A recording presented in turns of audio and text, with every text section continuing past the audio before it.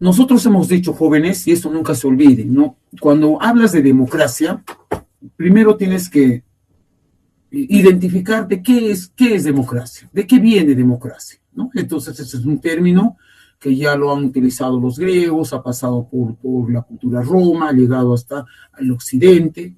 ¿Cómo, no? Por las acciones que se realizaban. Demo, pueblo, kratos, poder. Entonces, la democracia lo han denominado como poder del pueblo, ya el poder del pueblo. Entonces, esta terminología, este significado ha ido manejándose tradicionalmente siempre. Hasta ahora se sostiene que democracia es el poder del pueblo, cuando el pueblo tiene poder para elegir a sus gobernantes, cuando el pueblo tiene poder para elegir quién le va a gobernar. Ya hasta ahí hay que seguir considerando ese término de democracia. Pero también ya dentro de un ámbito de desarrollo, en un estado, en un territorio organizado, la democracia tiene que ver con la práctica de 4 principios. Y los 4 principios de la democracia, ¿cuáles son? A ver, ahí están los principios de democracia. ¿Quién los escribe? Ya los hemos repetido algunas veces. Principios de democracia tienen que ver con los hechos importantes que se ha dado en la historia de la humanidad y que han dejado cambios. Por ejemplo, lo que se dio en la Revolución Francesa. ¿De qué hablamos? Cuando hablamos de la Revolución Francesa, ¿de qué acción? Muy bien. Esteban, legalidad. Legalidad tiene que ver con leyes. Esto es resultado, ¿no? Posteriormente. Muy bien, Relly, de igualdad. Entonces, un principio de la democracia es igualdad. Otro principio es, ¿se acuerdan? La igualdad tuvo que ver con la lucha de clases, Carlos Marx, y la Revolución Francesa con libertad. Ese es otro principio. ¿Ya? Ustedes saben, se acuerdan, solamente es que hay que retomar, ¿no? la memoria y los hechos. Entonces, principio de democracia, libertad, igualdad. ¿Qué más? ¿Qué más se debe considerar? Justicia. Muy bien, joven, muy bien, Esteban. Libertad, igualdad, justicia. Claro, con la justicia puede agregarse estar la paz.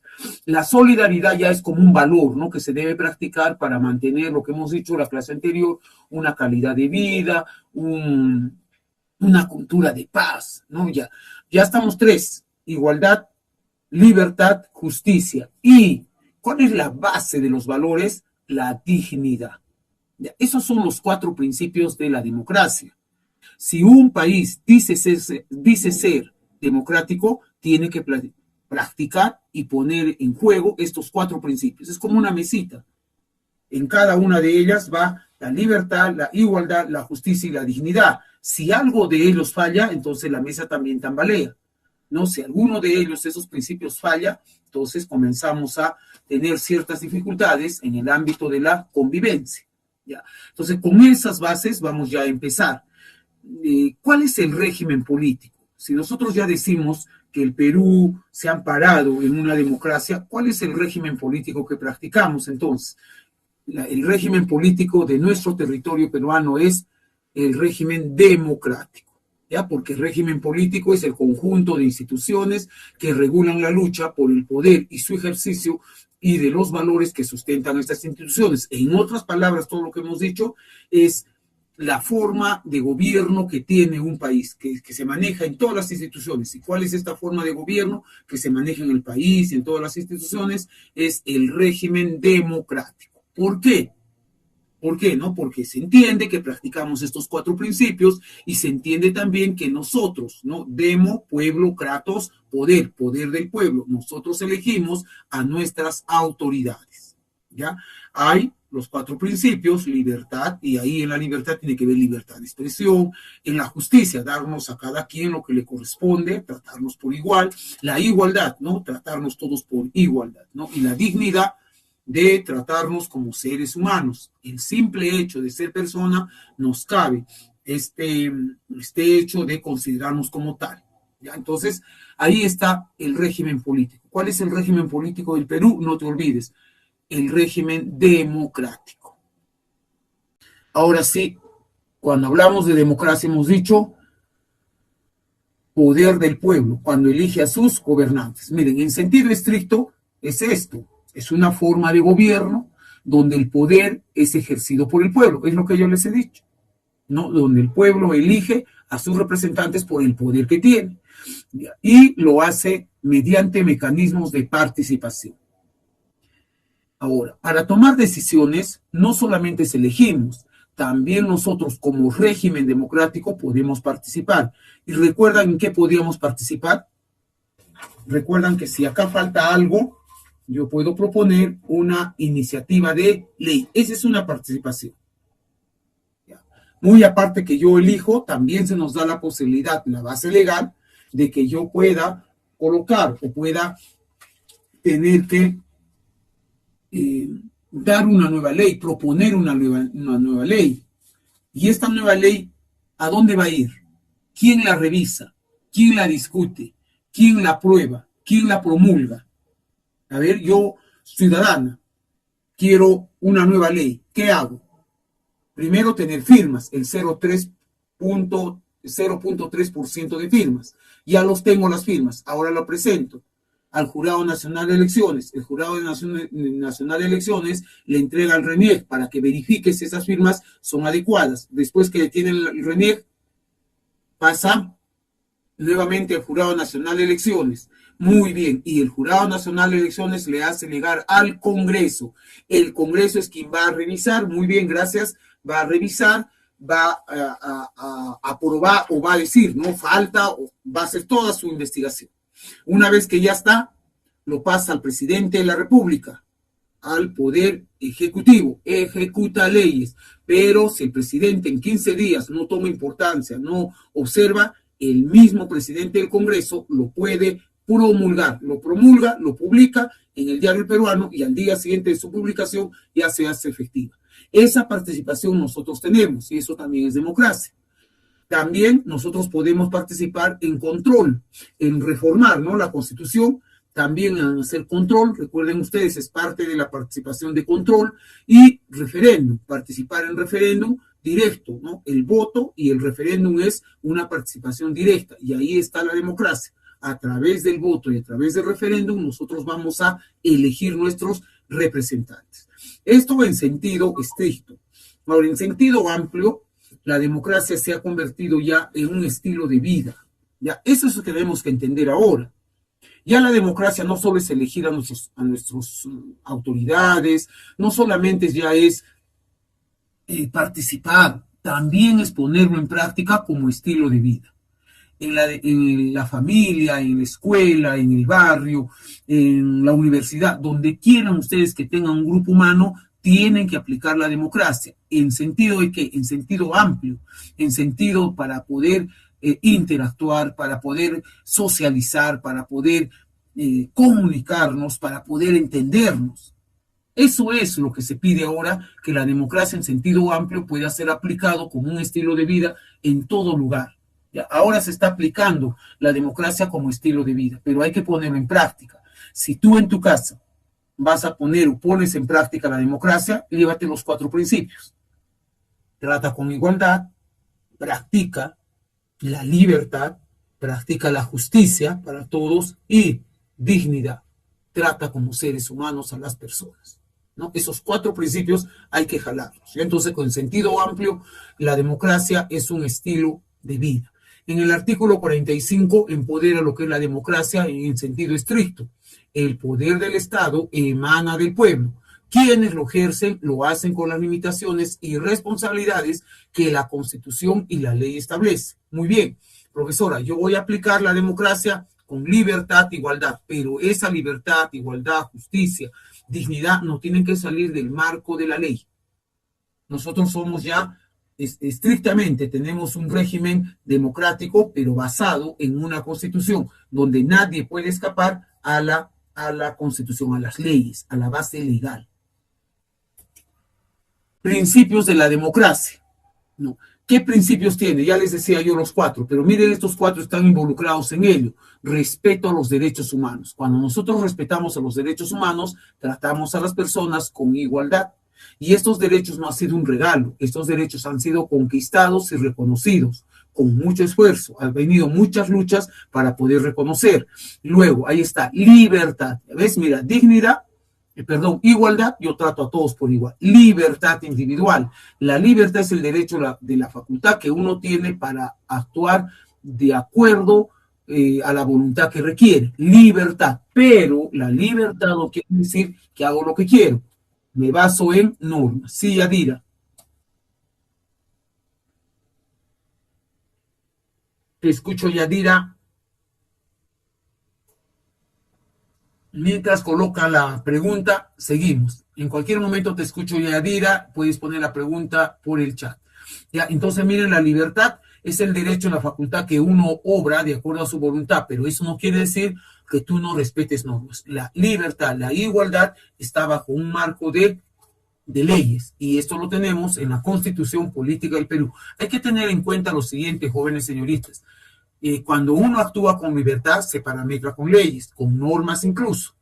Ya cuando tú vas a salir de tu casa a una fiesta, se me ocurre, eres adolescente, tú sales con normas. El papá, la mamá te dicen a qué hora vas a venir. Te dan libertad para que tú elijas. Papá, recién la quinceañera va a pasar a las 11 de la noche. Me vendré, papá, a las 2 de la mañana. Y ya dice el papá, ¿cómo? No, hijo, yo te recojo a las 11. ¿No? Entonces ahí hay que parametrar, hay que considerar cuando uno tiene que actuar libertadmente normas, leyes, ¿no? En este caso la libertad bajo las normas y en casa bajo normas que se pueda colocar en la casa. Ahora, si no actuarías así, ya no sería una libertad. Si tú te desvanas, tú sales porque vas a un cumpleaños, pero te desvanas, haces lo que no tienes que hacer, que no tiene que estar con la norma. Si tu papá te dice tienes que llegar a la 1 y no llegas a la 1, ya te has desbandado, entonces quiere decir que no parametras y entonces ya no es libertad, es libertinaje. Entonces no entramos a libertinaje. Libertinaje alcanza de las normas y peor aún, si con libertad haces situaciones que no debes hacer, ya quien no se ajusta a las normas y a las leyes comete un delito. ¿Y quién comete un delito? Aquel que no se ajusta a las normas, y aquel que no se ajusta a las normas, no respeta las leyes, generalmente es un delincuente, ¿no? Esto lo hemos visto en la semana del hurto y el robo. Ahora, el pluripartidismo, varios partidos políticos, el derecho, la facultad de obrar según la voluntad, respetando la ley, el derecho ajeno, pero también nos habla de muchos partidos políticos, y eso es la libertad. Distribución del poder en diferentes actores sociales. ¿Por qué hay un principio de democracia? Porque también dentro del ámbito de justicia todos podemos ser actores sociales con poder. No quiere decir que el presidente de la República, señor Pedro Castillo, porque es el presidente, no tiene poder, no.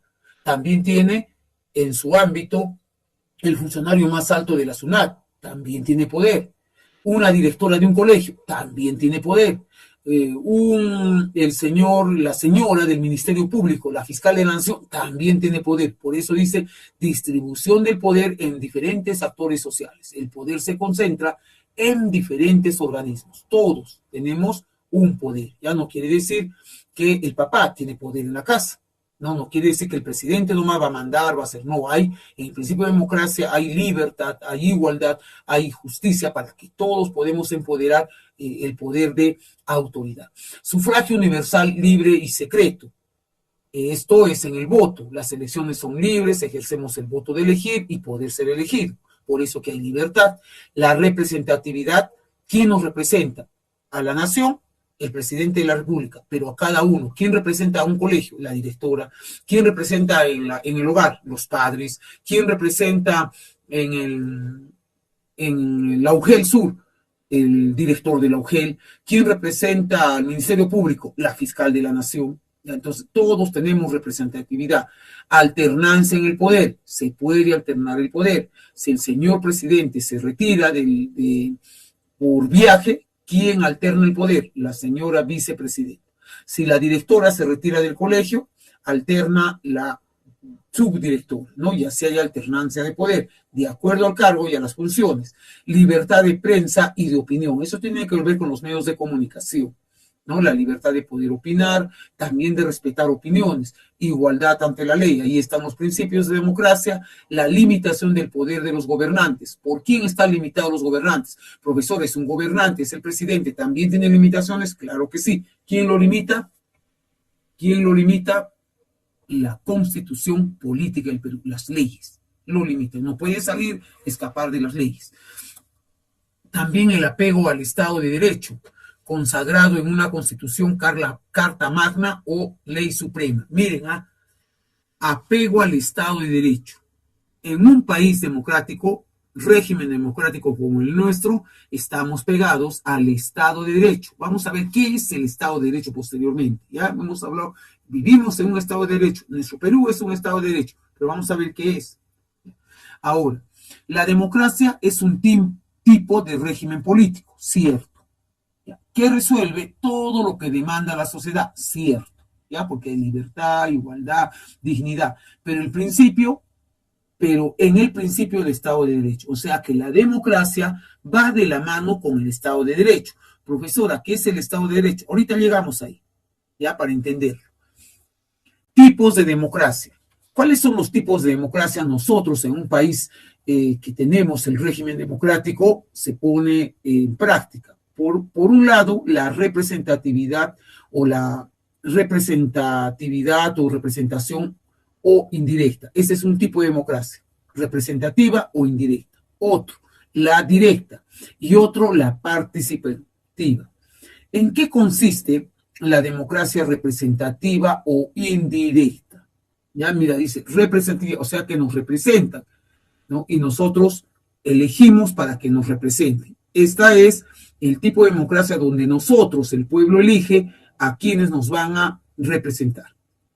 A través del voto, a través de asistir nosotros a elecciones, vamos a elegir mediante este instrumento, esta estrategia del voto, a quienes nos van a gobernar.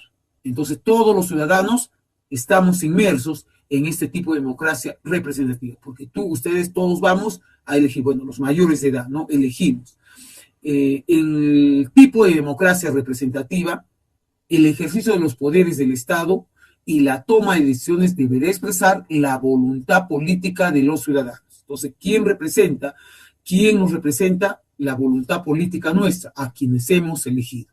La representativa o indirecta como tipo de democracia es cuando los ciudadanos ejercemos el poder político a través del voto. Elegimos a nuestros representantes. Ya, por ejemplo, a nosotros, ¿quién nos representa?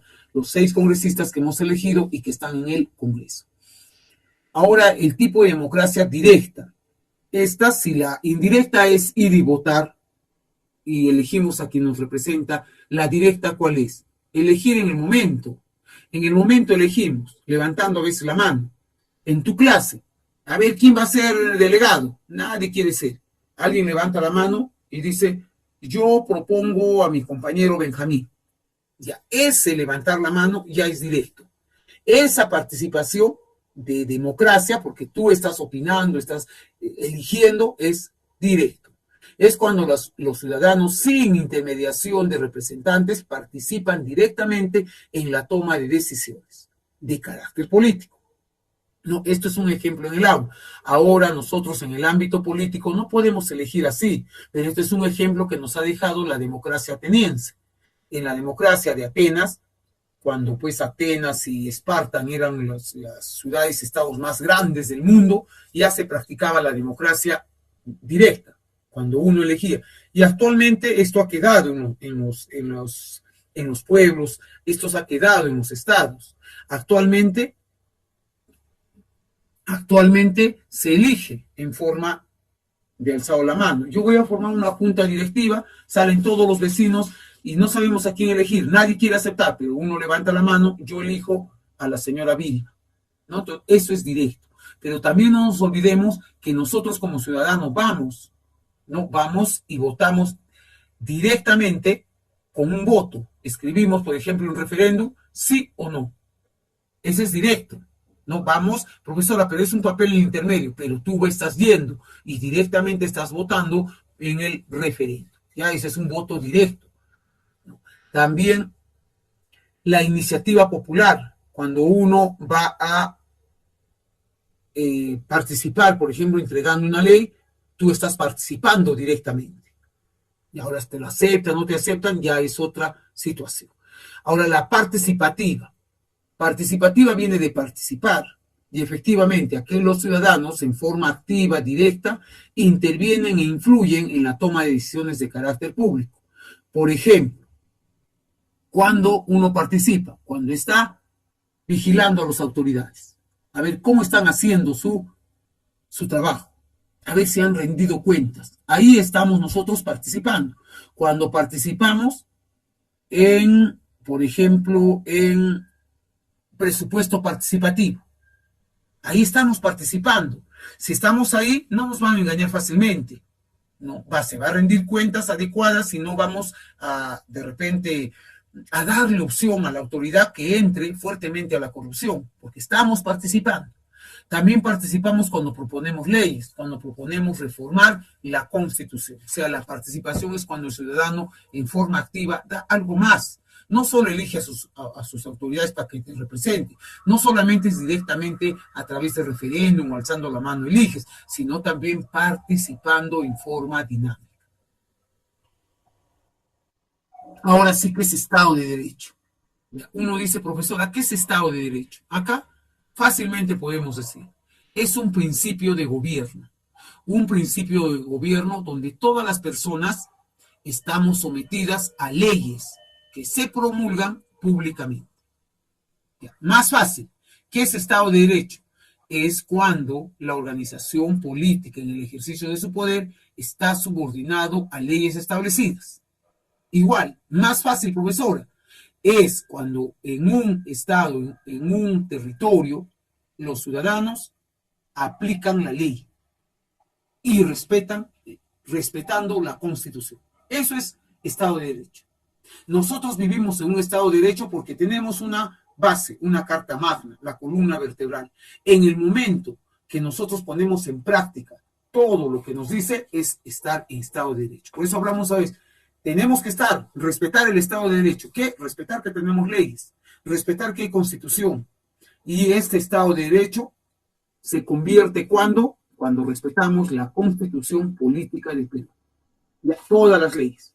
Por eso, miren fácilmente, los congresistas se aferran a esta ley, a la Constitución, fuertemente. ¿No? Fuertemente se aferran. Ahora mencionamos, dice, profesora, pero esta Constitución nos ha llevado a tener una economía casi estable. Estamos en una economía casi estable, pero jóvenes, muy bien. ¿Pero a qué precio? Al precio de perderlo todo. Todas nuestras empresas. No tenemos empresas que trabaje para acá, que dé rubro y gane acá. No tenemos empresas. Nuestro gas de camisea, esta empresota, porque es inmensa, saca gas y ni siquiera nos da a nosotros. Por eso que el gas cuesta caro. De frente se ha hecho la interoceánica y el gas se ha ido a exportar hasta Brasil, México, ahí está nuestro gas.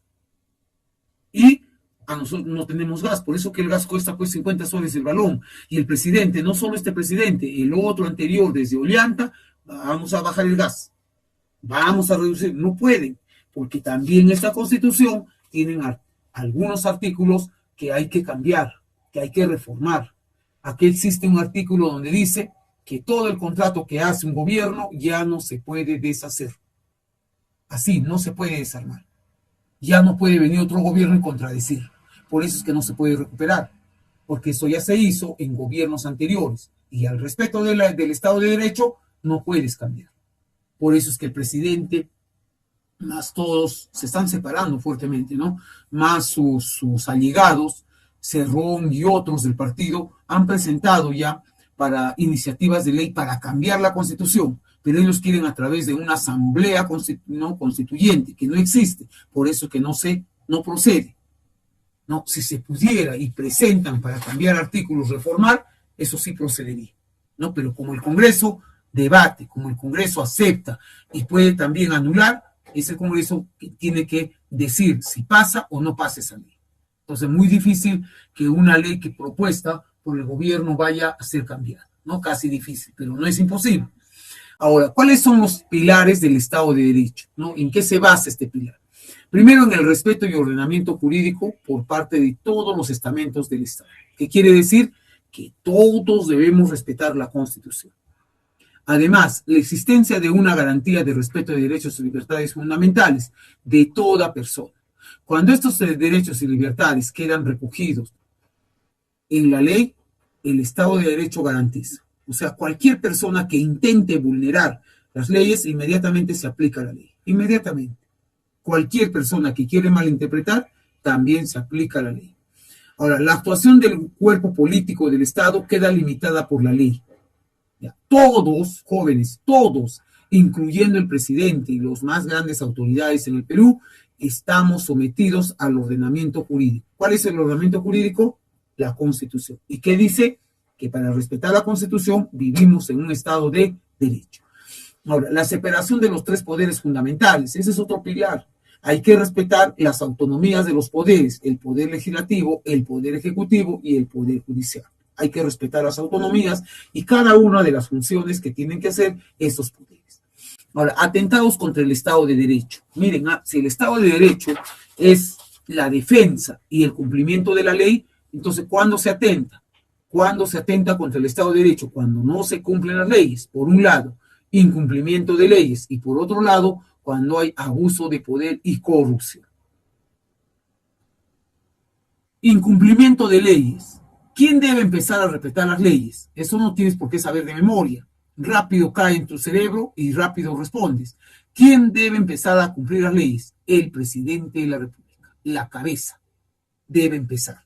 Y seguirle todo el cuerpo. Todos los ciudadanos, hablando del Perú, deben cumplir con las leyes. Eso es vivir y respetar el Estado de Derecho. Ahora, hay personas que no las cumplen. Bueno, quien no cumple, ya pues es un delito y el delito se pega. Ahora, en el incumplimiento de leyes, jóvenes señoritas, mucho se ha hecho por querer estar siempre en el Estado de Derecho que nos corresponde. Sin embargo, se ha visto por años y años anteriores que los mismos gobiernos vulneraban la Constitución, incumplían las leyes. Los mismos gobiernos, por muchos años, se ha mantenido impune delitos cometidos por agentes del Estado. Él mismo incumplía, ellos mismos se tapaban. Ejemplo claro, los jueces cuellos blancos. Esos jueces cuellos blancos, como vienen siendo las autoridades, los más grandes del ámbito judicial, del ámbito de justicia, eran los primeros que vulneraban las leyes. Entonces, aquí también se ha visto que los gobiernos han vulnerado las leyes. Entonces, cuando, por ejemplo, ¿no? en el caso de Alan García, bueno, que ya no está acá presente, no, se ha realizado, se ha sacado decretos legislativos emitidos por el presidente Alan García. ¿Para qué? Por ejemplo, para perdonar, para no salir a la palestra las grandes matanzas que ha habido en Putis o Humase, donde el ejército peruano ha cometido muchos atropellos. Y como no se quería que se sepa, esto lo vamos a esconder. Y para que se esconda, vamos a sacar un decreto legislativo, donde el señor presidente en ese entonces, Alan García, protege a los que han cometido, a todo el ejército que ha cometido ese delito. Ya, esos atropellos donde realmente no ha estado un año oculto más de 20 años y recién se ha dado a conocer. Pero como la ley no prescribe, como el castigo o una característica de los derechos no prescribe, entonces donde se encuentre al que ha cometido el delito, se le tiene que hacer, darle la sanción que merece, ¿no? Entonces, miren, los mismos gobiernos han ido incumpliendo las leyes y también han llegado al abuso del poder y corrupción, ¿no? Los grandes gobiernos han llegado a ello.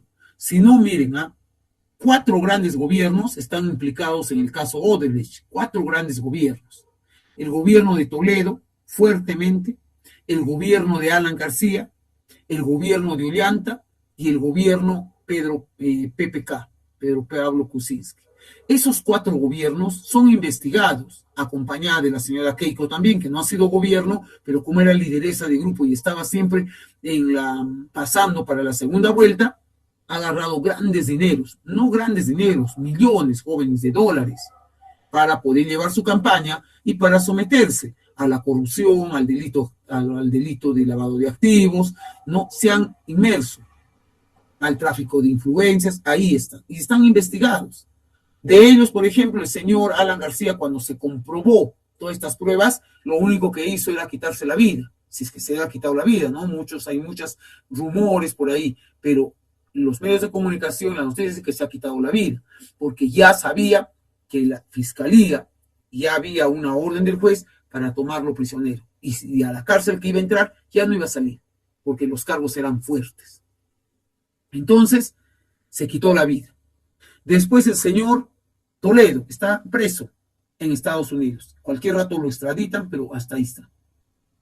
El señor Maiman claramente ha dicho que se le ha dado dinero directamente. El señor Ollanta ha recibido dinero, ya estuvo preso. Su esposa también. Pero ahora siguen investigaciones. No es nada raro que volvieran a entrar. Y el señor Pedro Pablo también ha estado enjuiciado. También ha estado limitado de salir del país. No ha entrado a la cárcel por la edad, pero ha estado limitado en su domicilio. Entonces son los 4 gobiernos que están investigados. Y han visto ustedes que la semana pasada dijo Brasil, hasta acá nomás, yo ya no doy más datos. Y esos señores se están saltando de un pie, porque al no dar más datos, porque ¿de dónde es Odebrecht? Pues? Empresa brasileña, Lavajato. Lavajato es lavado de activos y que está inmerso no solo en América, en muchos países del mundo donde daba a los presidentes, a las lideresas, líderes, grandes millones de dólares para entrar, porque una vez que eran presidentes se les daba la buena pro para ganar millones. Por ejemplo, es un ejemplo, no es la cantidad. Por ejemplo, yo, señor Ollantumala, y ya sabía que tenía que ser puentes, ya sabía que tenía que ser carreteras, y rápido venía Odebrecht y me decía, señor Ollanta, usted va a salir presidente, mire, tenga tanto para su campaña, y me daba. Caramba, yo recibía pues tanto dinero, millones, recibía para mi campaña. Señor presidente, como usted va a salir presidente, entonces le adelanto esta cantidad para que las calles o las carreteras que va a ser de la selva hacia el norte, usted nos dé la buena, nos beneficie. Y tiene usted, mire usted, 3 millones de dólares, tenga usted. Caramba, y yo agarraba, pues. Y después cuando ya era presidente, llamaba para la concesionaria, llamaba y ya sabía que ellos iban a entrar. Hacía todo lo posible, toda la corrupción del mundo para que ellos entren. Esa era la forma que han trabajado con Odebrecht. Por eso que Odebrecht ha trabajado todas las obras. La obra de Toledo, la obra de Alan García, el segundo gobierno, la obra del señor Pedro Pablo, las obras del señor Ollanta. Todo es. Y miren, si le ha dado al gobierno 5 millones de dólares, ¿cuánto creen que ganaba esa obra? Esa obra ganaban, si les ha dado 5 millones, 3 veces o 4 veces más por hacer esa obra. Entonces, miren, no era para ellos, ya era algo, un expedito de corrupción inmensa. Y ahí han estado nuestros presidentes. Entonces, hay abuso de poder y corrupción. Si bien es cierto, ahora no estamos en la corrupción de Odebrecht, pero estamos en otro tipo de corrupción. El señor Castillo está denunciado por la señora fiscal de la Nación por delitos fuertes de corrupción, tráfico de influencias, colusión, ¿no? Y tráfico de influencias, lo que más le están colocando, pero es corrupción. Ahora, en el abuso de poder y corrupción nadie puede estar por encima de la ley, ni los presidentes, ni ninguna autoridad. Cuando se está sobre la ley, el Estado de Derecho se convierte en un Estado absolutista, y un Estado absolutista es un Estado autoritario, cuando no se respeta la ley. Ya, eso no nos ha pasado todavía, no se ha respetado la ley cuando el señor Fujimori cerró pues, el Congreso, no respetó la Constitución de 1979. Ya, todavía no ha pasado aquí, no, todavía estamos con mucho problema, pero estamos avanzando ahí, entre lo malo y lo bueno ahí. La corrupción es el uso indebido del poder para obtener beneficios irregulares, violando la ley y afectando la legitimidad de la autoridad y los derechos fundamentales de la persona. Ahí está. Todo aquel que entra a corrupción definitivamente ha roto lo que se llama o ha logrado, ¿no? Irse contra el Estado de Derecho.